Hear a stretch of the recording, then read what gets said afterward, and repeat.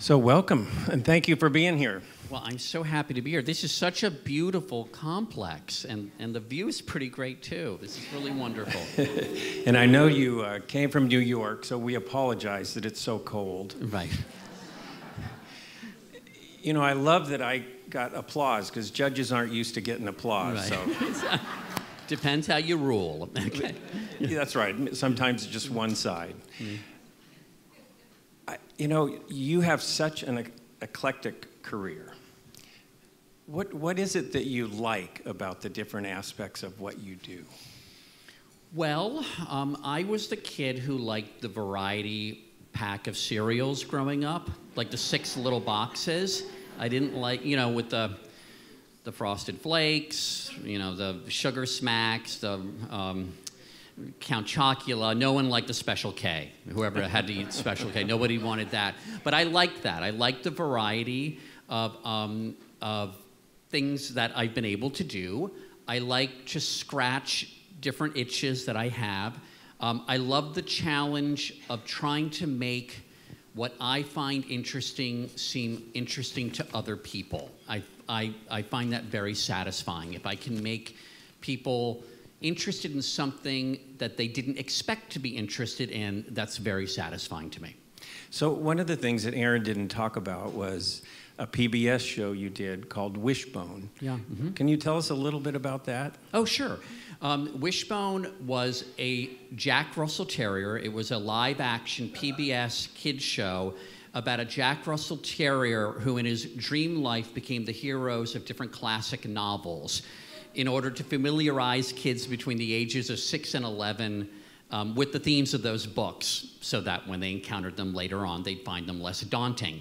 It sounds kind of trippy, and it was, but for me, it was, I didn't realize it at the time, of course, but it was a very formative experience. It was storytelling boot camp, because we were taking books, some of the greatest books in the Western canon, and we were distilling them, not reducing them, but distilling them into 30-minute stories as seen through the eyes of a dog, and to keep kids engaged. And kids, especially at that age, are a very demanding audience. Because what we found, and we would do focus groups with kids as we were developing the episodes, is that a lot of bad writing, I think, involves characters just sort of filling space, marking time, just jabbering. But with kids, the plot has to keep moving forward. It has to be lean, and it has to be dynamic. And this gave me a toolbox that I go back to over and over again, and I hope to keep getting better at, but to tell stories in a lean, dynamic way. So I brought it up because I think it shows a lot about you and kind of how your mind works. But also, it's not on live anymore, but you can go on YouTube and watch it. I've introduced it to my grandkids. It is wonderful. It is wonderful. I'm happy to hear that. All right, so I want to talk about your book. That's really why we're here. But talk about anything. I'm happy to talk about anything. Well, so we're going to deviate just for a second, because in your book you talk about geography and how much you love geography. Love geography. And you kind of brag that you can name, I believe, every capital of every country in the world. From an early age, I learned the capital of every country in the world. When the Soviet Union fell apart in 1990, I almost had a nervous breakdown. Because there was that explosion of stans. Like, there were all these countries that ended in stan, and I was locked indoors for days. But I've always loved it.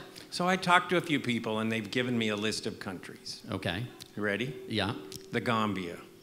Oh, the capital of the Gambia is Banjul. That's right. All right. He's 1 for 1. Okay. Kazakhstan. This is a former Soviet Union country, right? Right. Okay. So the capital of Kazakhstan, right, was Alma-Ata, but now it's pronounced Astana. Is that right? I think so. Now I'm just making stuff up. Okay.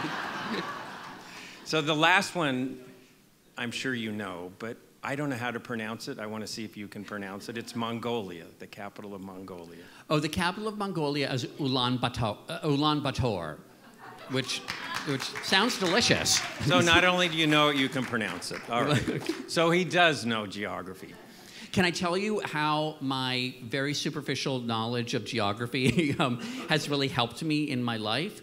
When I worked at Macy's at Herald Square. This is your first job after? Yeah, after I graduated from college and I moved to New York City and I was working at the fragrance counter for Chanel at Macy's Herald Square.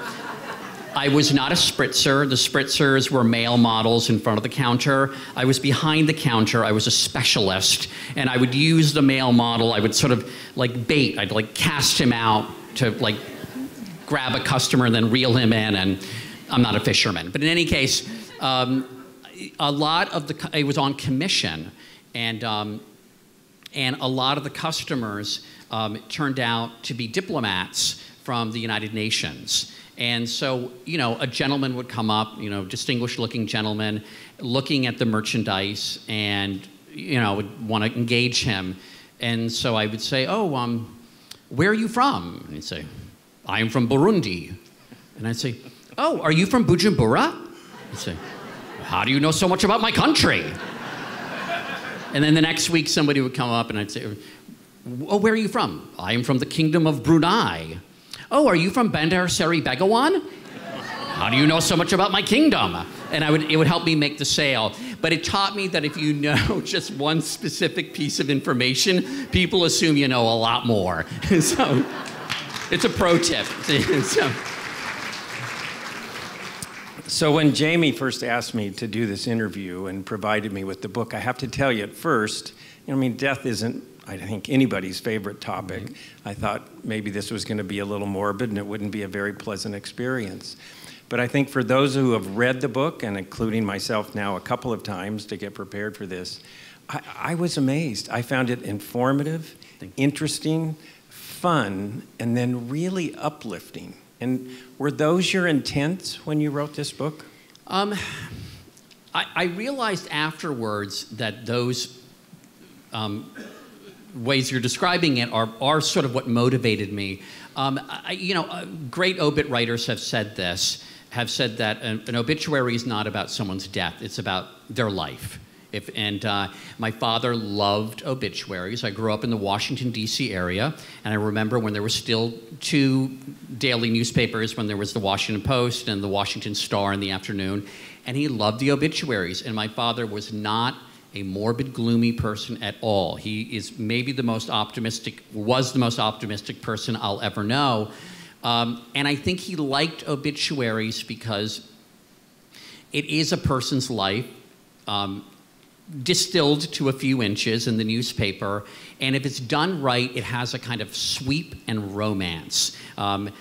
I compare it to like the trailer, to the preview of an Oscar-winning biopic. It kind of has, you know, the highs, the lows, the triumphs, the tragedies, and I like telling people stories or telling the stories of things, and so it's a conveniently flexible format, I think.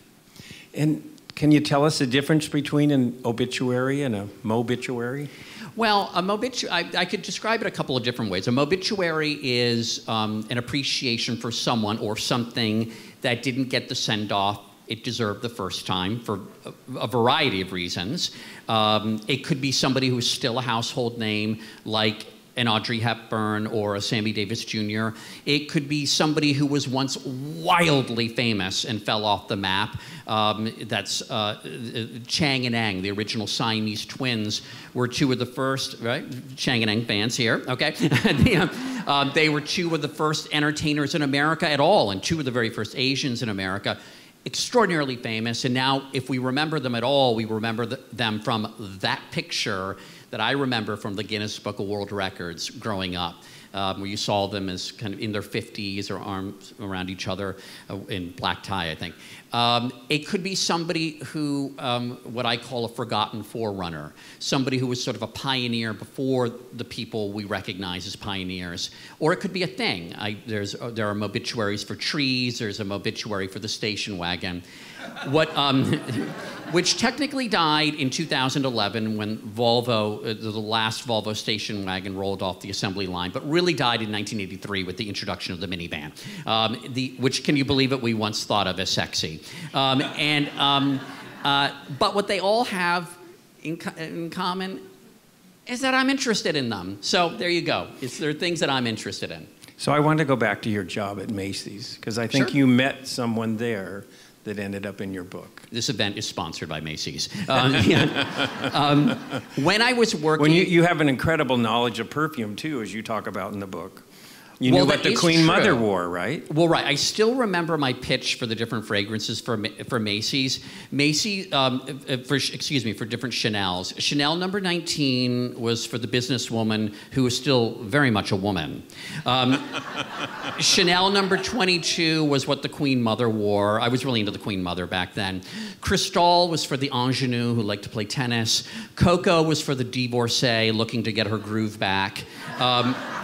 And Chanel number 5 was if you wanted to smell like your French teacher in high school. And I assume you were pretty successful selling them, right? I was pretty good. I mean, I was pretty good. Well, that's not true. I was actually pretty bad. I'm remembering this now that, you know, if you really wanted to make a big commission, you'd sell them on the parfum, the eau de toilette, the powder, and the cream. And so this woman came up to my counter, and I do remember I wanted to give her the whole treatment so I could make the sale of all, like the grand slam, basically sell all 4. And so I first put like a little parfum on her hand, and then I put the cream on, but I put way too much. So it was like this glob on her hand. And then I took the powder and I put it on top, hoping it would dry up the cream. And then I just sort of pathetically sprayed the eau de toilette at the end, and she just went, "This is disgusting." I mean, it was like she had like a sea urchin or something on her, just a pile of slime. But I got better. And one day, walking by my counter, and this is one of the largest retail floors in the world, walking by, or should I say floating by, was Audrey Hepburn in April of 1992. And I'm telling you, the floor fell silent. And it was the kind of thing that even if cell phones had existed back then, you never would have shoved your hand in front of her face for a selfie. You just knew not to. It just fell silent. And it really made an impact on me. It was kind of a magical moment. A few months ago, I met a woman who said, "Oh, I was there that day too. I saw her." And I went, yeah. And she said, "No, I remember what she was wearing. It was a rust-colored, shawl collar, blah, blah, blah. And I have a picture from that day. And it was what she was wearing." This woman remembered. And then cut to a few months later, in January of 1993, she died. And she died on the same day that Bill Clinton was inaugurated president. So she was pushed off the front page. And I remember on the Upper East Side of New York at a news kiosk, when these still existed, looking at the USA Today front page, and she was just down in a little box. It was sort of Audrey Hepburn dies, go to A23 or something. And I thought, what a strange accident of fate, this great star, by this pushed off the front page. And I noticed through the years, especially when social media came into our lives, for better or for worse, that she regularly trends. Her career she was a great star, but her career was basically 14 years long. There were other stars that were bigger than she was. They don't persist like she does. So I wanted to answer that question. Why is she still with us? Why did you all gasp when I brought her name up? And so I talked to her sons, both of them, and they impressed on me the impact that the war, almost starving to death in Nazi-occupied Holland, made on her. This isn't fan fiction. She really did participate in secret dance performances to raise money for the resistance. It was not a given. She wasn't raised to hate Nazis. Her parents, in fact, at different points had been fascist sympathizers when they lived in the UK. But this had made such an impact when her Hollywood screen test, her first screen test, which you can find on YouTube, she's not reading from a script. She's not talking about how excited she is to be in Hollywood. She's talking about the war and what she went through. And so I went back and I looked at her movies, and I did see this after hearing from her sons, this kind of quality of yearning and gratitude that she had that punches through the screen. Hollywood studios tried to replicate her. They with Millie Perkins or Susan Strasberg, with Maggie McNamara, and they couldn't do it in the same way. And it's my contention that it's because they didn't have that experience. I don't think it's an accident when an audience falls in love with somebody. There's something there. There's something there that accounts for the magic and that punches through the screen. So I thought it was interesting that when you had an opportunity to interview Bill Clinton, President Clinton, you asked him about whether or not he knew that his inauguration was on the same day that she passed away. And he was genuinely shocked that, and I had pulled out a copy of that New York Times front page, of the New York Times front page where she was once again at the bottom, but I included the article from inside. And he was shocked and he was transfixed, and he said, I had no idea. And he said, I mean, look, I was kind of busy that day. And then he went on and on. He said, I loved Audrey Hepburn so much. I loved her in Roman Holiday. I loved her in Funny Face. I loved her in Breakfast at Tiffany's. I loved her in Sabrina so much that I even loved the remake. And I thought, well, that's going a little too far. I mean, that's an impeachable offense. I mean, come on, you can't. I mean, the remake of Sabrina was really terrible. Yeah, so she had that. She has this hold over people. And what I like is at the ending of a lot of the chapters, you have just a short little aspect, like Farrah Fawcett dying on the same day as Michael Jackson, and the impact that had. Margaret Thatcher and Annette Funicello. Well, I love that Margaret Thatcher and Annette Funicello died on the same day. Because I love to imagine in the afterlife a reboot of Freaky Friday. Like Maggie Thatcher and How to Stuff a Wild Bikini, which is a movie that Annette Funicello made. I think that famous people dying on the same day, it's interesting, it's kind of funny, but I think one of the reasons maybe people are interested in it, and I've heard a lot of people say they like that section of the book, is because it captures sort of, I don't know, the randomness of death in a really heightened, sort of glittery way. The Jim Henson and Sammy Davis Jr. dying on the same day. I mean, that's way too much talent for one news cycle. I mean, that's kind of crazy. And or the second Darren from Bewitched. We all remember, many of us grew up in the era of the two Darrens, and both named Dick York and Dick Sargent. Everybody knows the first Darren was much better. He was really, but the second Darren, Dick Sargent, by all accounts was a nice guy, and you'd think at least on the day of his death he'd get all the love, but he died on the same day as Kim Il-sung, the founding leader of North Korea. So it's hard enough being the second Darren, but then on the day of your death to be overshadowed by a genocidal maniac really, really sucks. Excuse my language. So the two Darrens reminds me in the book about where you talk about the Chuck Cunningham syndrome. Yes. And if we watched Happy Days, we may have missed that. So what is that? Well, if there are any medical professionals here, you'll know about the Chuck Cunningham syndrome. No, Chuck Cunningham was the older brother of Richie Cunningham on the sitcom Happy Days. He was only seen during the first 2 seasons, usually dribbling a basketball or eating a sandwich, at least once doing both at the same time. And then at one point he went upstairs, never to come down again. And I talked to Henry Winkler, whom I became friends with when I profiled him for CBS Sunday Morning, and he's as wonderful as you hope. And Henry Winkler, and I love this topic because it's silly and it's fun, and I like things where I can, that seem like they're gonna be all carbs, like a sugar rush, but then when you get pulled into the story, hopefully it ends up having a little bit more meaning. And Henry Winkler ended up explaining to me that Gary Marshall, who created Happy Days and many other shows that we loved, was such a smart storyteller that when he realized that the audience loved the Fonz, who was living out back of the Cunninghams, that it didn't make sense for Ron Howard, his Richie Cunningham character, to go to his older brother for advice on dating or whatever, that he should go to the Fonz. And that made the older brother character obsolete. But rather than write it into the plot, like have the brother go off to serve in the military or go off to boarding school, that the audience would suspend disbelief enough to just deal with the disappearance of the character. So they Pinochet him. I mean, they disappeared the character. So, sitcom Stasi, let's do that. That's a little more distance. So you're a presidential historian, love to visit.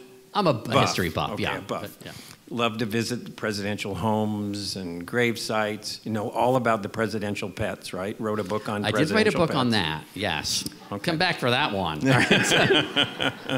But you talk about something in the book I'd never heard of, and that's a John F. Kennedy impersonator, Vaughn Meader. Why were you drawn to him? Well, first of all, I love this reaction, and it is a generational thing. So if there is anyone here younger than 40? So they probably won't know. They won't know Vaughn Meader. But who here remembers the first Family album? Okay. So this is, and this was not my idea. I had a fabulous producer on the podcast side who suggested this. I'd heard of him, but I didn't know really much about him at all until Meghan Marcus brought him to my attention. Vaughn Meader was, as a phrase I used to describe Chang and Eng, was wildly famous. He was a run-of-the-mill stand-up comic who just had this uncanny impersonation of John F. Kennedy. When the Kennedys came into the White House, it happened to be just as comedy albums were emerging. One of the very first big comedy albums was Bob Newhart's comedy album that actually won the Grammy for Album of the Year, I think in 1961.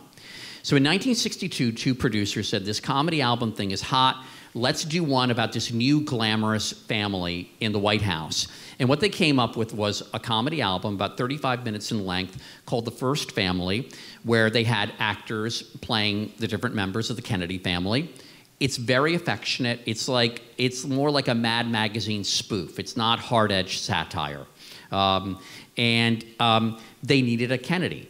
And they found Vaughn Meader, and he became extraordinarily famous until November 22nd, 1963, when John F. Kennedy was murdered, and then Vaughn Meader became a living reminder of this horrible day. And significantly, Vaughn Meader lived, I think, another 40 years, and they were 40 years in the desert. And we found in the CBS News archives Gold, which was a 90-minute interview of Vaughn Meader, given a few years before Vaughn Meader died in 2004, where Vaughn Meader basically described his entire life and really what it was like to be alive but treated as if he were dead.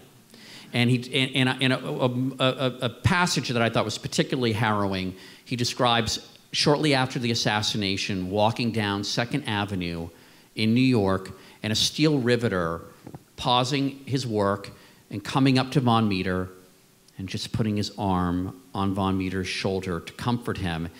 And Vaughn Meader's reaction, which I understand, was he wanted to scream, "I'm not dead, I'm still alive." And so it's a heartbreaking story. But what was interesting to me about the story as well, and made it work on more than one level, is that it was also a document of how political comedy had changed.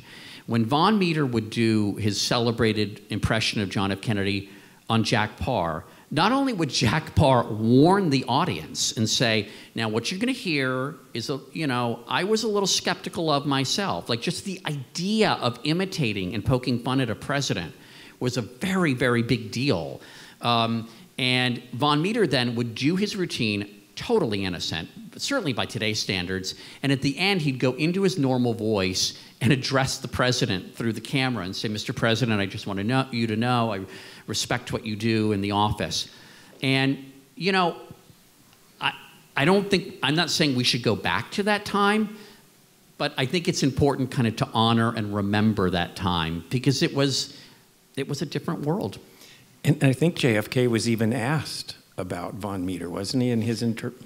He was, and he was funny. And he said, I think he sounds more like Teddy, and he kind of brushed it off. But he was funny about it. Jackie Kennedy was the idea that anyone would even imitate her children. And when I say imitate the children, they never said anything embarrassing. It was, like goofy bits, like John F. Kennedy deciding that the bath toys needed to be divvied up among different family members, and the kids would just chime in. But we included in the podcast a bit of a recording of her saying that she was aghast that anyone would even dare to use the children. But it was a different world. Different era. So of the various people that you write about or events in the book, which has gotten the most reaction or the most interest? Some of the ones you've mentioned, but also Billy Carter. I really wanted to write about Billy Carter because Billy Carter, I grew up in the 70s, and it had a combination of elements that were really appealing to me. It's a political story, it's a pop culture story, and I vaguely remembered Billy Carter, of course, for the terrible beer, Billy Beer, but for being kind of a goofball, a caricature of a redneck. But of course, nobody is a caricature. And so as we got deeper into it, it's kind of a great story. I mean, first of all, that family, the Carter family, whatever you think of the Carter presidency, that first family, or at least his birth family, is in the first tier of colorful families. I mean, the mother, Miss Lillian, I remembered, at the age of 68, going off to India in the Peace Corps. And then you have Jimmy, ramrod straight, Naval Academy star, teetotaling Jimmy. Then Gloria, his sister, who was Harley Davidson's Female Motorcyclist of the Year sometime in the mid-70s. Ruth was a faith healer. And then 13 years younger than Jimmy was Billy. And Billy, I think of it like if Jimmy was that city on a hill, then Billy was that dive bar in that city that you need to go to sometimes to throw one back, or throw more than one back. And he smoked, he drank, he cursed. There was in our CBS News archives a profile that Dan Rather, whom I interviewed for this, and Dan Rather had gone down to Plains, Georgia, right after the election, before Jimmy entered the White House, to profile Billy. And Billy, let's just say it's very contemporary. Billy's insulting the press, and he says to him in a funny way, he says, you know, you guys, you TV reporters, you know, you're told what to say. You can't come up with the stuff on your own. I mean, it's not nasty, but it feels very contemporary, right? You know, the way he beats up on the press. But, you know, even then, people who paid attention knew that he was smart and that he was hardworking. But what I found really poignant is that, you know, even in the 70s, here he is in a tiny town in southwest Georgia. The press descends. Jimmy decides that the family business, which Billy had expected to run, that the family business needs to be put into a blind trust. Quaint, I know. And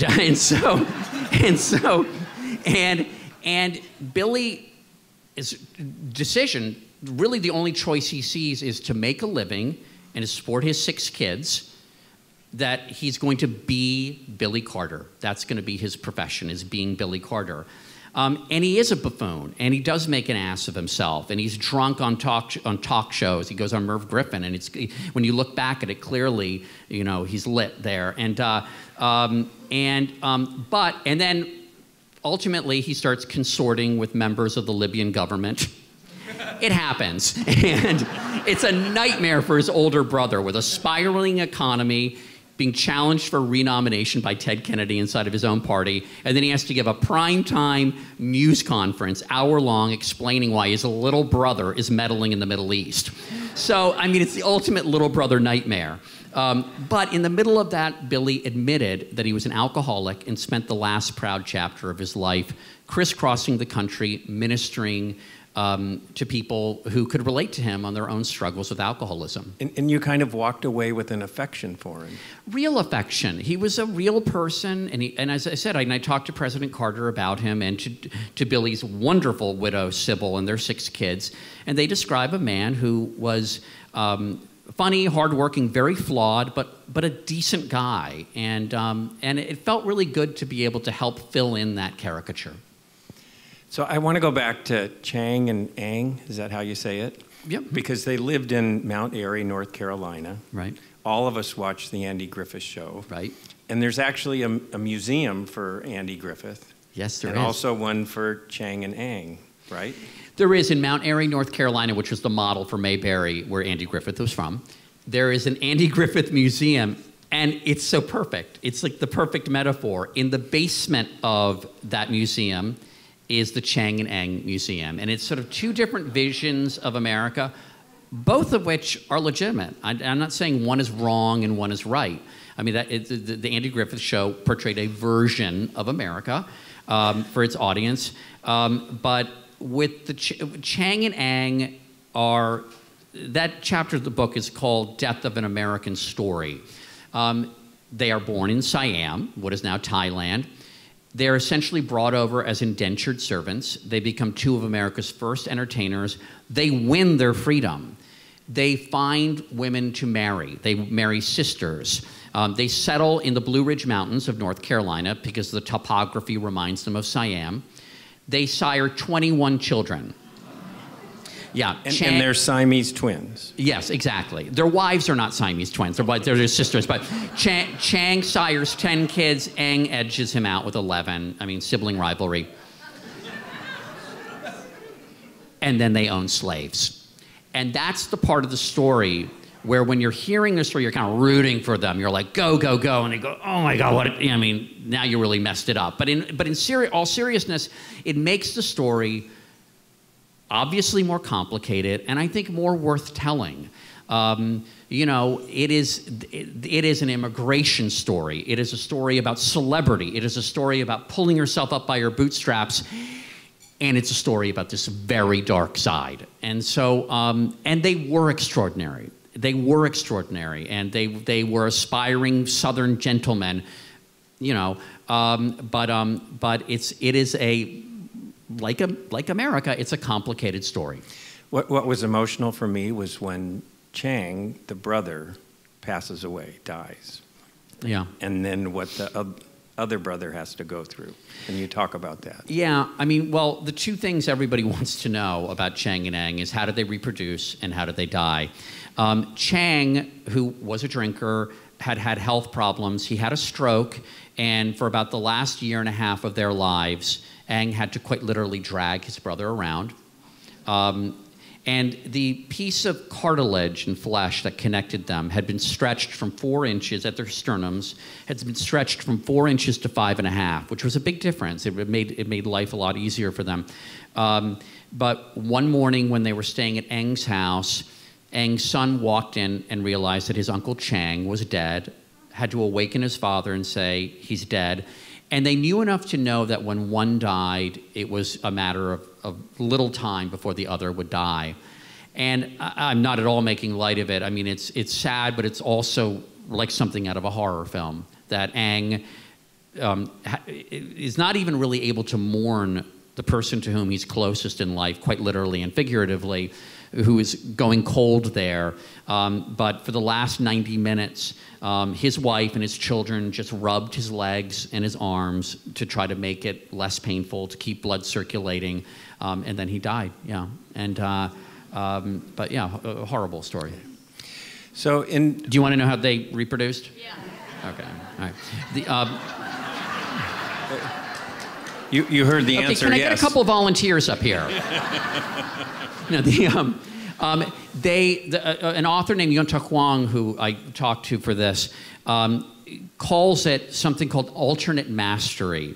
What would happen is they had separate households, and they would spend 3 days and 3 nights at one. So let's say they were at Chang and Addie's house, Addie, at their house, and Eng would obviously be there.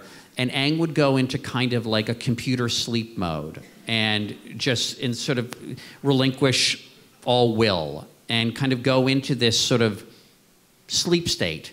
And then after 3 days, they'd go over to Eng and Sarah's house. And I mean, it's wild, but it's also really touching that one brother doing this for the other and alternating like that. It is. It's an emotional chapter. Yeah. So I want to talk about the chapter called Death of a Diagnosis. Sure. And in essence, is about a book, or it originates because of a book that probably everyone in this audience of a certain age, and I didn't say old, had, the World Book of Encyclopedia. So tell us about your experience and your love for the World Book of Encyclopedia. Well, my media diet as growing up, and I've only thought of this recently, but my media diet basically was Broadway cast albums, network sitcoms, and soap operas, nighttime soap operas, and the World Book Encyclopedia. And I have such affection for the 1974 World Book Encyclopedia that in my not big New York City apartment, it lines the wall of my bedroom. I just loved it. And I would come home after elementary school and junior high and lie on my stomach on the red carpet in the family room and just page through that and page through the facts in brief, if anyone remembers those, for the different countries, the transparencies for the biology sections. I love that. I also loved in the 1974 World Book Encyclopedia, under G, there was Germany, and on the left-hand facing page, there was West Berlin, and it was a color photograph of a guy with like Ray-Bans at a cafe in Kurfürstendamm, and he couldn't look cooler. And on the right-hand page, it was East Berlin, and it was a black and white photo of rubble. And I just loved like the Cold War kind of rah-rah spirit of that. But I loved the World Book, but the volume that I pulled out more than any other was the H volume. And I would read the homosexuality entry. It was between Homs and Homonym, the Syrian city of Homs and the homonym. And it was very paltry. It was very short. It was less than a page. And I would, kind of clandestinely pull that off that volume, and I would read it over and over again. I think I kept reading it, hoping that magically it would grow and there'd be more information. And I knew I was reading about myself, at a young age, and I wanted answers from it. And there was the guy who wrote it, and it had, and by the way, what it said in 1974 was perfectly mainstream for the time. I can't say that I was scarred by what was written there. And it had at the end, though, the name of the author of the, not all the encyclopedia articles had authors listed, but this one did. It said Carl Fred Broderick was his name.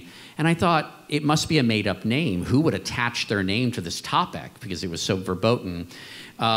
And it turned out that he was a popular guest of Johnny Carson's. He was a sex therapist and, as it happens, a Mormon bishop. And Johnny, but he was really affable. I compare him sort of to Ray Bolger. He was kind of gangly. And then I thought, oh my God, he was on Johnny Carson. I could see we have an account at Sunday Morning with the Carson, I guess, estate, that he was on 7 times. And so I ordered all 7 appearances. And I kind of felt like I was 10 again, sort of watching these appearances, hoping that he might say something on the topic of homosexuality. But it was too unspeakable, I think. But in any case, 1974, unbeknownst to me at the time, happened to be the year that homosexuality was removed from the DSM, the Diagnostic and Statistical Manual, which is the catalog, the American Psychiatric Association catalog of mental illnesses. The leadership voted to remove it in 1973, and the membership ratified it in 1974. And so that kind of connection, it was an opportunity to write about how landmark that was for the APA to begin to destigmatize it, because it really did affect state laws. I mean, it was a big deal to have these doctors, some of whom were well-meaning, right? And it took a very brave, member, a gay psychiatrist, to testify in 1972, incognito, wearing a Nixon mask, actually, named John Fryer, to basically say, I'm one of you and one of them, and so it was a great achievement. And I think friends of mine are making a documentary about it, or in the middle of it right now. So, having read it, from A to Z many, many times, have you ever been on Jeopardy? Yes, I have. I have been on Jeopardy. I was on Celebrity Jeopardy, and I really hate remembering that I came in second.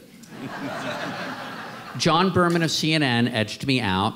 And I think the key to remembering, to winning on Celebrity Jeopardy is reminding yourself that the questions are really dumbed down, to not overthink it. I know I'm making excuses, but when they said, like, this Scandinavian cruise line is one of the blah, blah, blah, blah, blah, blah.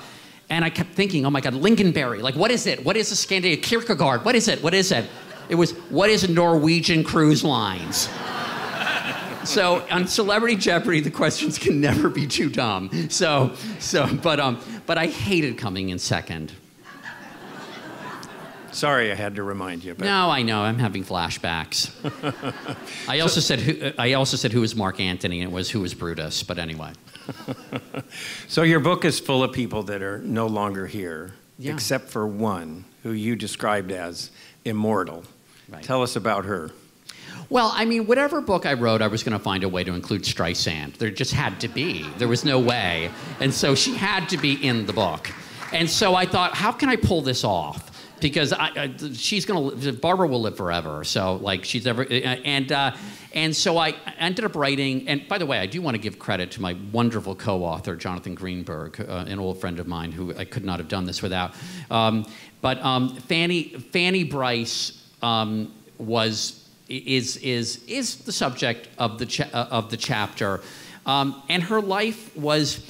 What I found is there are, and this is included in the book, there are a series of eclipses that happen with movies. Like if you think of George S. Patton, you're probably picturing George C. Scott. If you think of Lawrence of Arabia, you're probably picturing Peter O'Toole. But something happens with Funny Girl that rises to a whole other level. Maybe it's just me, and it could be, but when I watched that movie, and when I've gone back to it, I forget that I'm watching a movie about a historical figure. I think I'm actually watching a movie about the rise of Barbra Streisand. She so completely supplants the historic figure, and you know, as I learned, that was somewhat by design. But there's sort of this, I guess, a meta-narrative, because it really did make her a global superstar. But unfortunately, the story of Fanny Brice, which is a legitimately interesting story, ends up getting lost. And Fanny Brice's life was, in a way, she's the Moses to Barbara's Joshua, in that, I mean this, beginning the journey but not completing it, and then Barbara picking up and finishing it. I mean, Fanny Brice is not a classic beauty. Though she teams up with Israel Balin, who would later become Irving Berlin, and at the time, the Dance of Salome is this unspeakably scandalous thing that everybody's talking about in New York. It's a dance that was part of Strauss's opera of Salome, and she realizes that what she can do is make fun of herself and parody this. And so Irving Berlin writes for her "Sadie Salome Go Home" or something. It's a parody song, and Ziegfeld, Lawrence Ziegfeld, eventually brings her into the Follies, where there's no one else like her. It's sort of the Saturday Night Live of its time. And she figures out how to kind of use her looks and her persona to comedic effect and becomes a star. She eventually gets a nose job, though. And Dorothy Parker, who was herself Jewish, once wrote about her, she cut off her nose to spite her race. And Fanny Brice does this in a bid for more mainstream acceptance. It doesn't really work for a variety of reasons. She eventually finds work and has a sort of a resurgence on the radio, and then she dies in 1951. 13 years later, Streisand sort of picks up the baton in a sense, and of course doesn't have a nose job, you know, and refuses to do that, and does become a leading lady and a global superstar, partly because of the times that she's living in, that this can happen now. Also, and I also don't want to make it pat, also because just Barbara just has, you know, much more talent. I mean, ask Alexa to have Fanny Brice sing My Man, and then ask Alexa to have Barbara sing it, and there's no comparison. So I don't want to say they were equal and it was just the times they lived in. But I like this kind of Moses Joshua, somebody beginning and somebody finishing. Have you ever interviewed Barbra Streisand? Well, I got to meet her, which was thrilling, backstage at her concert in Miami. And she could not have been nicer. she did ask me what we should do about climate change, and it's very difficult to give up like an entertaining pat answer like in less than 30 seconds. So I feel like I failed. So I'm working on a good 30 seconds on what do we do about climate change for next time I meet her. But no, she was very, very nice. And so if you did get to meet her, what would you want to ask her? well, what I'd want to talk to her about, I really would want to talk to her about, and I bet she'd be happy to talk about it, is about what happened in Winnipeg in 1962. Do you know about this? Or are you just from Winnipeg? Wait, who are you pointing to? Okay, clapped, okay. Oh, I love that you're, okay. Well, we'll go out for drinks at that video bar afterwards and talk about it. So she went, and can you imagine, by the way, you're in New York in the early 60s and you get a gig singing at a club in Winnipeg. It probably took like 4 planes to get there, and it's in the winter. And she was hired for a week, and she got fired in the middle of the week and sent home. Like, who fires Barbra Streisand from a singing gig? And I believe, I'm just guessing here, I think great artists are great because they're doing something new, and not everyone is ready for it. So maybe it was kind of like her sort of histrionic sort of, you know, kind of style of performance or something. But they just, and I think that's kind of a mark of greatness, that audience didn't quite get it. And I just think it's so interesting that she was fired from a singing gig. So I'd want to ask her about that. I mean, I'd like to think she's big enough that she'd be like, that's interesting. I hope she wouldn't say, why are you reminding me of getting fired? So maybe she'd just want to know about climate change. I don't know. All right, I want to ask some quick questions. We're getting kind of towards the end, kind of like the lightning rod. But okay. Right. Ones that I am embarrassed I didn't know the answers to. Like, when was the first African-American elected to Congress? The first African-American was elected to Congress his name was Hiram Revels in 1870. So this is a chapter of the book called The Black Congressman of Reconstruction, which is a topic I'm obviously very interested in. If you had asked me 10 years ago when the first African-Americans to serve in Congress were, I would have probably guessed like 1960s.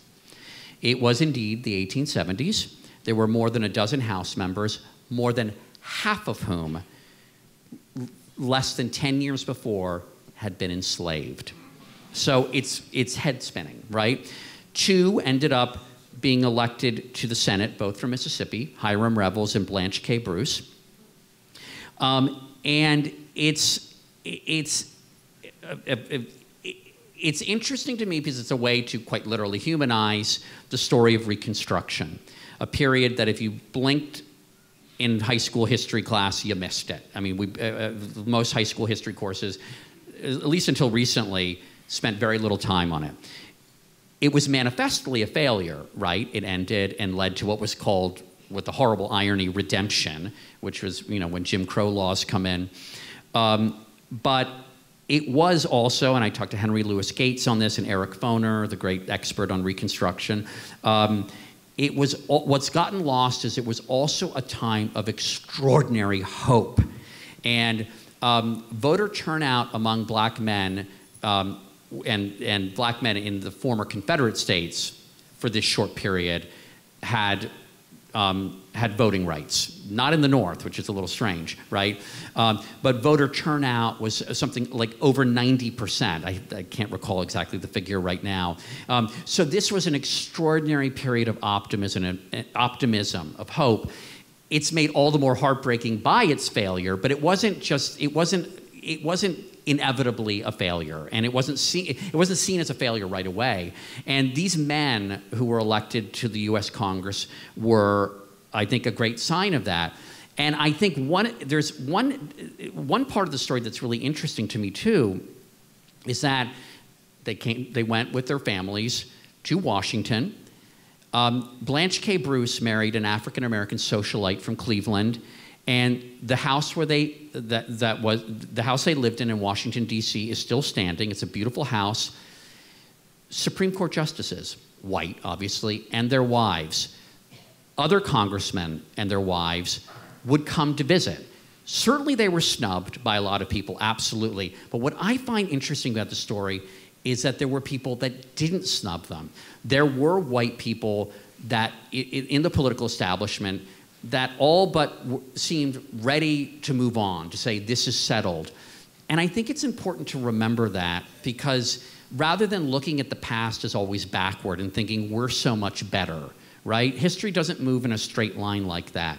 During this period, there were actually people that were willing to do the right thing. And again, that makes the failure of Reconstruction all the more heartbreaking.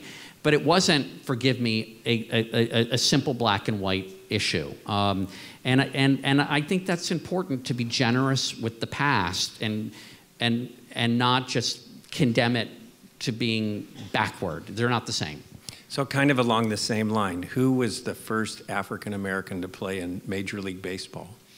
Well, he's being more and more recognized, but 63 years before Jackie Robinson played for the Dodgers, for the Brooklyn Dodgers, Moses Fleetwood Walker was an African-American man in Toledo, Ohio, who played for the Toledo Blue Stockings, which were part of the American Association, the major league of its time.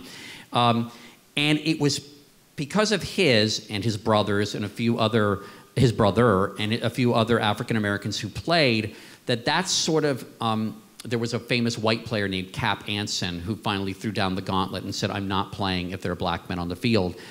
And I wanted to tell that story because, sort of like with the black congressman of Reconstruction, somebody said to me, and I thought it was so smart, he said, for a color line to be broken, it has to be drawn first. And so it's important, I think, to go back and see, when was the barrier set up? And in the case of baseball, that's when it started. And then Jackie Robinson came along, and Jackie Robinson should be celebrated and is a great pioneer, but he had this forebear, Moses Fleetwood Walker.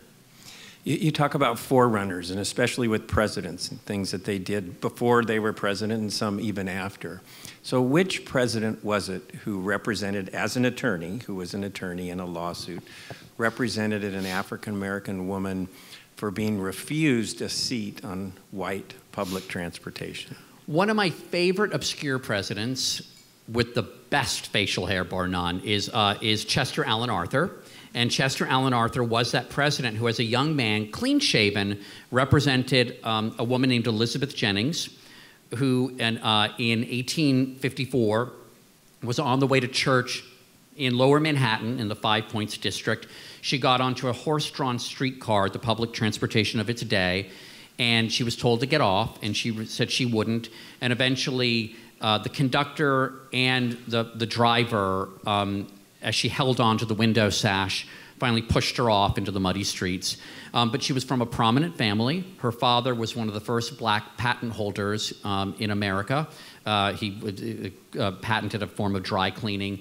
And they raised money, and they hired a future president to represent them, and they won in civil court. And it led to the integration of New York's transportation system shortly after the Civil War. And I like this story because I'm a nerdy presidential history buff, and I was quite literally paging through a book of trivia and really interested in the obscure presidents, all the ones between Lincoln and Teddy Roosevelt with all the facial hair. A couple of them were knocked off. They're usually from Ohio. And I saw this date jumped out at me. It said, Chester Alan Arthur, the 21st president, as a young man, represented Elizabeth Jennings, an African-American woman who was kicked off a streetcar, and they won in court. And I went, in 1854, and I went, oh my God, that's almost exactly 100 years before Rosa Parks. And it just was, it was too perfect and too weird that no one knew this story, or I didn't know this story. So she's what I call a forgotten forerunner. And then the last one I want to ask is kind of along the same line, presidential historians. It's not Trump, but who saved 100 million lives? Which president? Well, anyone who knows the musical Annie knows the answer to this question. It's Herbert Hoover. And I think that rather than the song being delivered sarcastically, we'd like to thank you, Herbert Hoover, it should be delivered earnestly. We'd like to thank you, Herbert Hoover.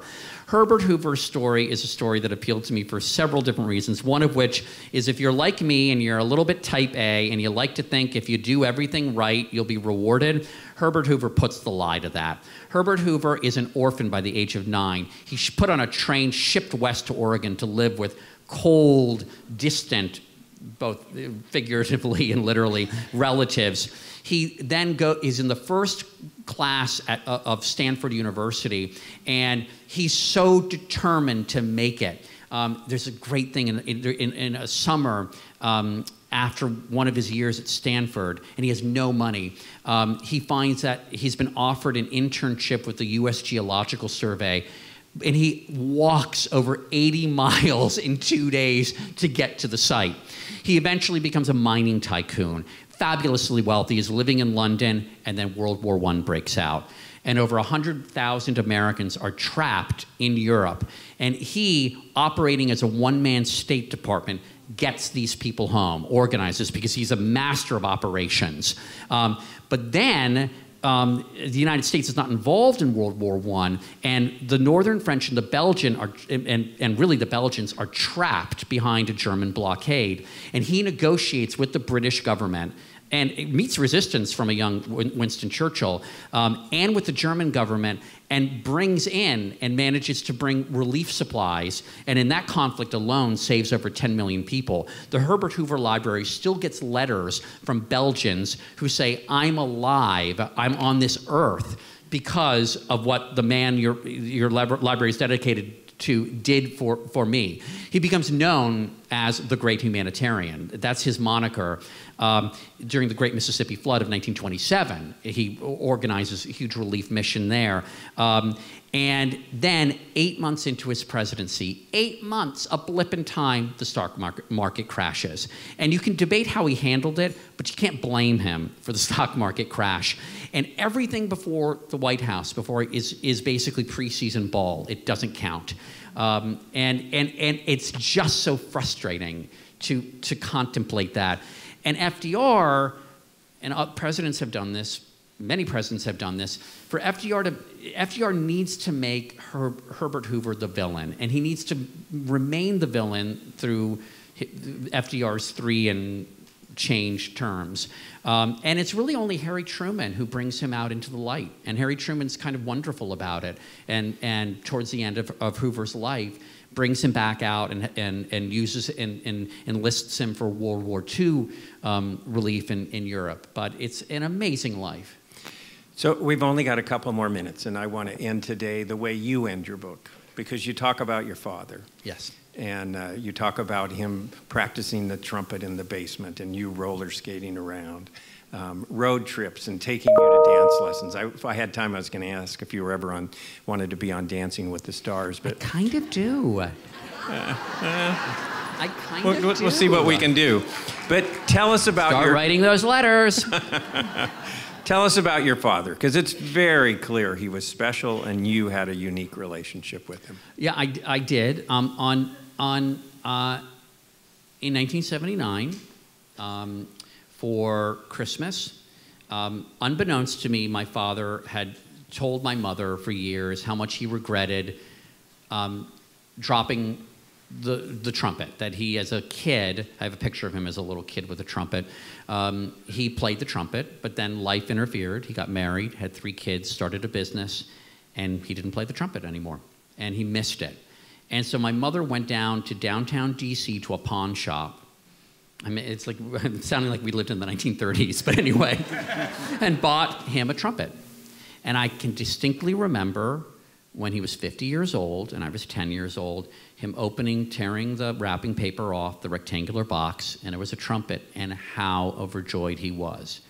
And every single morning, he would, for a half an hour, every weekday morning, he would go into the cellar in our split level, and he would do his scales and work on his embouchure, which is, very hard, is how your lips fit around the mouthpiece. Very difficult.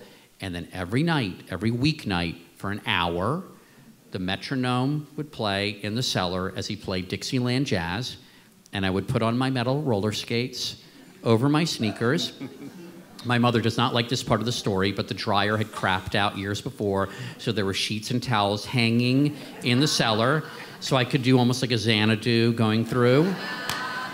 And I might as well have been at Innsbruck, like going for gold, but like, you know, to When the Saints Go Marching In and Basin Street Blues. But the thing is that my father was not crazy. He was a great romantic. He did not think that he was going to become a great jazz star. He knew he was restarting, but really starting late. It didn't matter. He loved it so much. And he put together a band with some buddies out in College Park, Maryland, about 30 minutes away. And every Monday night, they'd go to that jam session. They had vests made. They were the Metrotones. And they played retirement homes, assisted living. Occasionally, they would get a restaurant gig. But it didn't matter. He didn't think, it wasn't about becoming a star. It was about just the sheer, pure love of it. So, thank you for being here. Thank you for spending the time with all. us. A great book. Please buy it. Thank you, Mo. Thank you.